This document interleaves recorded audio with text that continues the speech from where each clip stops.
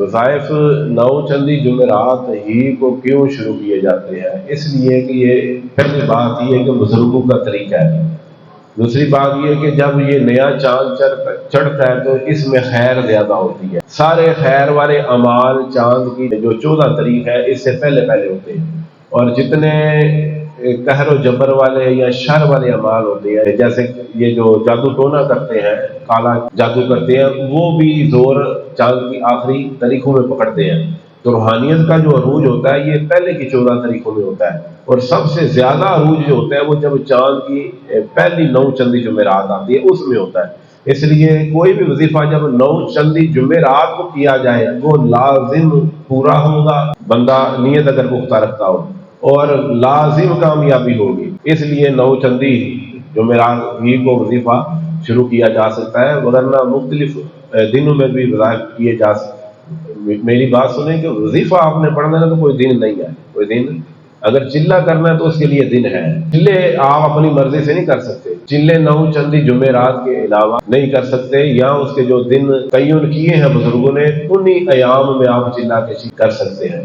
اس لیے اس بات کو ذہن میں رکھیں کہ یہ ضروری ہے کہ 9 چندی جمعرات کو چلہ شروع کیا جائے۔ وظائف جیسے آپ نے کسی نے کوئی وظیفہ پڑھنا ہے، وہ اس کا 9 چندی کو انتظار کرنا یہ کوئی اہم نہیں، وہ کسی دن بھی کسی رات بھی شروع کر سکتا ہے۔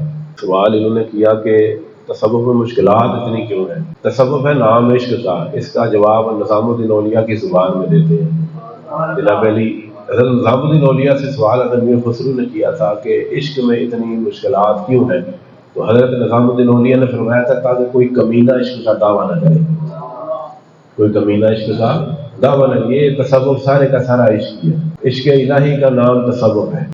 بڑی بات کی ہے میں نے، اگر آپ عقل رکھتے ہیں، سمجھنے والے ہیں، شعور والے، تصوف سمجھانے کے لحاظ سے تو اس کے نام ہیں، اس کے طریقے ہیں، مگر یہ سارے کا سارا اگر ہم سمیٹے تو یہ عشق الہی ہے۔ تصوف یعنی سلوک ہمیشہ اللہ سے محبت کرنے والا ہی طے کر سکتا ہے۔ اب اگلا کہ اس کے اندر جو مشکلات آتی ہیں انہیں برداشت کرنا چاہیے یا انہیں ختم کرنا چاہیے۔ جیسے وظائف کے ذریعے، ادویات کے ذریعے بیماریاں مختلف آتی ہیں، ان کو ختم کرنا۔ اب اس میں 2 طرح کے لوگ تصوف میں پائے جاتے ہیں۔ ایک طرح کے اولیاء کا طریقہ ہے کہ وہ برداشت کرتے ہیں، وہ تسلیم و رضا کے مقام پر ہیں، ٹھیک ہے، وہ اس کو برداشت کرتے ہیں تسلیم و رضا میں، وہ مشکلات کو ختم کرنے کی کوشش نہیں کرتے۔ اور اس پر اگر کوئی کہے کہ اسے تو کرنا چاہیے، اس پر ہم قول مولا علی کا پیش کرتے ہیں۔ حضرت مشکل کشا فرماتے ہیں کہ جب بندے پر اللہ کوئی مشکل بھیجتا ہے، وہ اسے ختم کرنے کی کوشش کرتا ہے تو وہ مشکل ختم نہیں ہوتی۔ اب وہ ہاتھ پاؤں چلاتا ہے، اس سے رابطہ، اس سے رابطہ، فلاں سے رابطہ، تو وہ مشکلیں مزید بڑھ جاتی ہیں۔ جو مشکل اللہ کی طرف سے آئی تھی وہ وہیں پر قائم رہتی ہے، حتیٰ کہ وہ اپنے ہاتھ سے 10 مصیبتیں پیدا کر دیتا ہے، وہ اپنے وقت پر ہی ٹلے گی، وہ اپنے وقت پر ہی ٹلے گی۔ جب تقدیر غالب ہوتی ہے پھر تدبیر کام نہیں کرتی، وہ اپنے وقت پر ہی ختم ہوگی۔ اس لیے یہ جو پوری جماعت ہے اولیاء کی، وہ اس پر جیتے ہیں کہ ہاں اللہ نے بھیجی ہے، اس کا وقت مقرر ہے، وقت پر ہی ختم ہوگی۔ یہ تسلیم و رضا والے اولیاء ہوتے ہیں، یہ تقدیر میں دیکھ لیتے ہیں کہ اس کی مدت کیا ہے، اس کی مدت کیا ہے، پھر یہ اس مدت پر جیسے حضور سے پاک رضی اللہ تعالیٰ عنہ ایک اجمی جو ہے اسے پڑھاتے تھے، عجم سے وہ آیا تھا، وہ اجمی شخص تھا، پڑھتا تھا، تو تھا کن ذہن، حضور سے پاک اس پر بڑی محنت کرتے، کوشش کرتے، مگر وہ پھر صبح بھول جاتا تھا، پھر صبح بھول جاتا تھا جناب علی، پھر وہ اگلے دن سارا سبق اسے پڑھاتے، پھر اگلے دن بھول جاتا تھا۔ تو مختلف مشائخ نے کہا کہ آپ اتنی اس پر محنت کیوں لگاتے ہیں جبکہ یہ اگلے دن سارا کچھ بھول جاتا ہے؟ تو آپ نے فرمایا یہ چند دن کا ہے، یہ چند دن کا مہمان ہے ہمارے پاس، یہ اس کے بعد رب سے ملے گا، تو ہم یہ چاہتے ہیں یہ علم پڑھتا ہوا رب سے ملے۔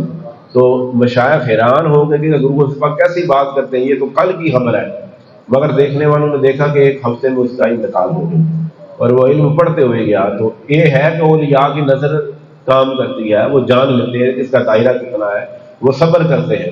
تو بعض پھر اس میں دوسری جماعت ہے صوفیاء کی، وہ حل تلاش کرتے ہیں، اور اس کی باقاعدہ جو ہے وہ دلائل حدیث مصطفیٰ سے دیے جاتے ہیں، جیسا کہ علاج کے لیے جناب علی اپنا علاج کروانا یہ سنت مصطفیٰ ہے، تو بیماری بھی ایک مشکل ہے، روحانی مشکل بھی ایک مشکل ہے، تو لہذا مشکلات کے حل کے لیے جو لوگ کوشش کرتے ہیں وہ بھی اہل حق ہے، اور جو مشکلات پر صبر کرتے ہیں وہ بھی اہل حق ہے۔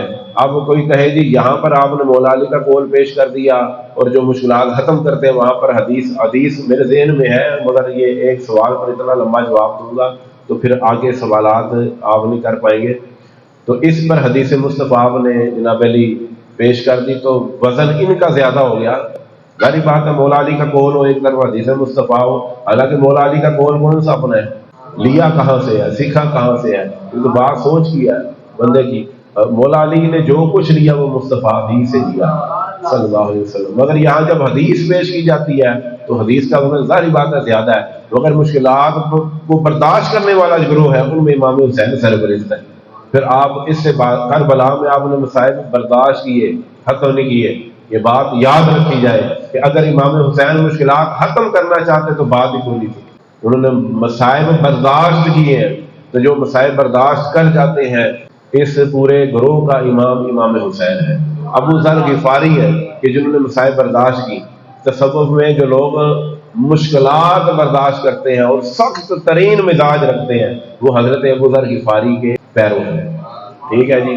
اور یہ اپنی اپنی برداشت کی بھی بات ہے اور اپنے اپنے حال کی بھی بات ہے۔ بعض اولیاء مقام شکر میں صبر طے کرتے ہیں، نہیں سمجھ آئی، بعض اولیاء مقام صبر میں جب وہ صبر طے کرتے ہیں۔ اب صبر شکر آپ نے تو صرف نام سنے، یہ حقیقت میں دو وادیاں ہیں جن میں مختلف لوگ صبر کرتے ہیں۔ بعض لوگوں نے شکر کہہ کے مانگا ہے اور بعض لوگوں نے صبر کہہ کے مانگا ہے، یہ جگرے والے ہیں دونوں ہی، مگر جو مشکلات ختم نہیں کرواتے اس پر راضی رہتے ہیں، یہ لوگ جو ہیں یہ اللہ رب العزت کے ہاں بڑا مقام و مرتبہ رکھتے ہیں، کیونکہ ان کی ہر خوشی غم اللہ سے جڑی ہوئی ہے۔ وہ چاہے مارے، اعلیٰ حضرت فرماتے ہیں نا آنے دو یا ڈبو دو، اب تو تمہاری جانب کشتی تمہیں پہ چھوڑی لنگر اٹھا دیے ہیں۔ یہ وہ والا گروہ ہے کہ جنہوں نے لنگر چوک دیتے تو طوفان بھی ہے، تو انہوں نے کہا بچانا سرکار تہاڈی مرضی تے ڈبونا ہے، تہاڈی مرضی، تو وہ ڈبوتے نہیں، کسی کو ڈبوتے نہیں بلکہ ڈوبے ہوں کو تار دیتے ہیں۔